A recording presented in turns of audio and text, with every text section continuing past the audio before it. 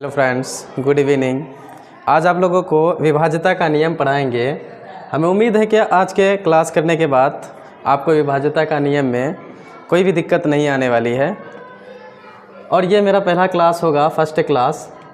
और शुरू से हम आप लोगों को बताएंगे 2 से लेकर के 2 का बताएंगे विभाज्यता का नियम, 3 का बताएंगे, उसी तरह से 4 का बताएंगे, 5 का बताएंगे, 6 का बताएंगे, इसी तरह से 7 का बताएंगे। आगे जितना होगा सारा बताएंगे। सबसे पहले हम लोग आते हैं 2 से विभाज्यता का नियम।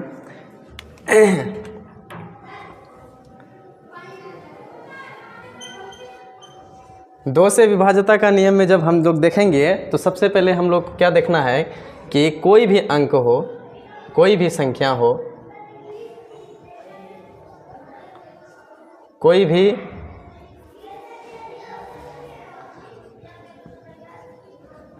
संख्या हो, उसके लास्ट वाला,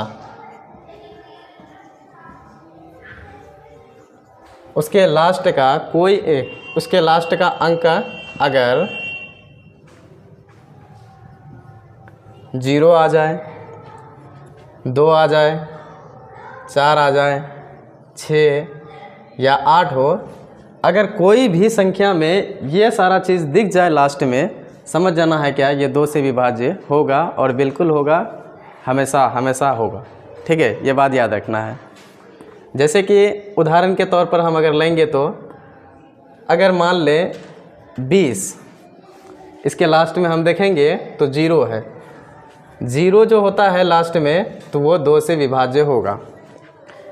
अगर उसी तरह से और लें, अगर मान लेते हैं हम 18 लेते हैं, इसके लास्ट में अगर देखेंगे लास्ट वाला अंक जो होता है वो 8 है। और नियम कहता है कि अगर लास्ट में 8 होगा, 6 होगा, 4, 2 कुछ भी 0 रहे तो ये सारा 2 से विभाज्य होगा।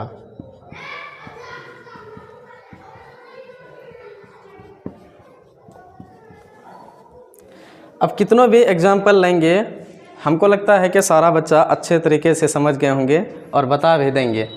उसी तरह से अगर और भी लें, बहुत बड़ा बड़ा संख्या ले सकते हैं, 9, 0, 8, 2, 6, 4, 6, इस तरह का बड़ा बड़ा भी अगर संख्या लेंगे, इसके लास्ट में अगर देखेंगे ना तो हम देखते हैं कि लास्ट वाला अंक 6 है। इसका मतलब है कि हमें पता चल गया है कि ये 2 से विभाज्य होगा। और रियली बात यही है कि जिसके लास्ट में 2, 0, 4, 6, 8 आए वो क्या होगा, 2 से विभाज्य होगा। ठीक है, इसके हम लोगों ने पहले देखा कि 2 से विभाज्यता का नियम क्या होता है और उसको एग्जाम्पल के थ्रू हम लोग समझ गए अच्छा तरीके से। अब 2 नंबर में हम लोग सीखेंगे 3 से विभाज्यता का नियम क्या होता है। 3 से विभाज्यता का नियम में हम लोग देखते हैं, इसका डिफिनेशन कहता है कि इसको बहुत अच्छा ट्रिक है, ये ट्रिक अगर अपनाएंगे तो बहुत ही अच्छा फील होगा और जल्दी भी बनेगा। ठीक है, इसमें से 2 ट्रिक आपको बताएंगे। 3 से विभाज्यता का नियम में 2 ट्रिक होगा। एक तो चुपचाप मार के काटना है, चुपचाप मार के काट लेना है, चुपचाप मार के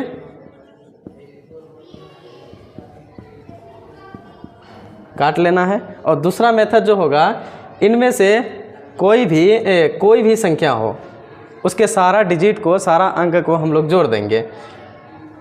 सभी डिजिट को, अंक को जोड़ देंगे।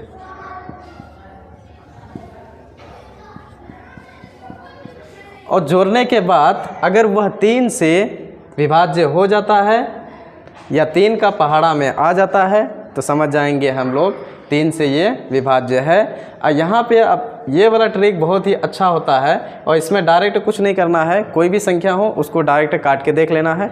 अगर कट जाए सारा का सारा 3 से, इसका मतलब है पूरे के पूरे संख्या क्या हो जाएगा, 3 से विभाज्य हो जाएगा। अगर हम उदाहरण के तौर पर देखेंगे तो 3, 9, 6 इस तरह का हो जाता है। जैसे इसको काट के देखेंगे, चुपचाप मार के काटने वाला तरीका ये है कि 3 एकम 3, 3 तिया 9, 3 दूनी 6। इसका मतलब ये सारा का सारा 3 से कट गया पूरी तरह से। इसी को कहते हैं हम लोग चुपचाप मार के काटना। और ये बहुत ही अच्छा मेथड है और ये बहुत ही लाभदायक भी होता है जल्दी सॉल्व करने के लिए। कोई भी छोटा छोटा मैथ हो, इस तरह का कोई भी बड़े एग्ज़ाम में भी अच्छी तरीके से मतलब बेनिफिट देती है। और उसी तरह से अगर यहाँ पे इसी को, यही उदाहरण को हम लेंगे 3, 9, 6 को। अब यहाँ कह रहा है क्या, सारा का सारा डिजिट को आप लोग क्या कर दीजिए, जोड़ दीजिए। और जोड़ने के बाद अगर 3 से विभाज्य हो जाएगा, समझ जाएंगे कि ये पूरे के पूरे 3 से विभाज्य है। तो इसको करेंगे क्या, इन सारा को जोड़ देंगे। इस सारा को जोड़ने के बाद देखेंगे कि 9 3 होता है कितना, 12, और 12 6 हो जाता है 18। अब 18, क्या 18 3 से विभाज्य नहीं है? बिल्कुल है। 3 से काटेंगे तो 3 6 18 आता है। ये टोटल पूरा पूरा कट गया, इसका मतलब है कि ये 3 से विभाज्य होगा। तो आप लोग समझ गए होंगे कि कितना अच्छा ट्रिक था। और 2 से भी बताएं आपको, और 3 से भी बताया, और 3 में आपको 2 मेथड बताए। एक तो चुपचाप मार के काटना, और दूसरा मेथड ये था कि सभी डिजिट या सभी अंक को जोड़ करके देखेंगे। अगर ये 3 से विभाज्य है, 3 से कट रहा है, तो समझ जाएंगे ये 3 से विभाज्य होगा। ठीक है, यहीं पे आज की क्लास हम ख़त्म करते हैं। और नेक्स्ट क्लास अगला दिन, ठीक है, इसी जोश और जुनून से होगा। आप लोग सिर्फ बने रहिएगा हमारे क्लास में, और सब्सक्राइब कर दीजिएगा हमारे चैनल को।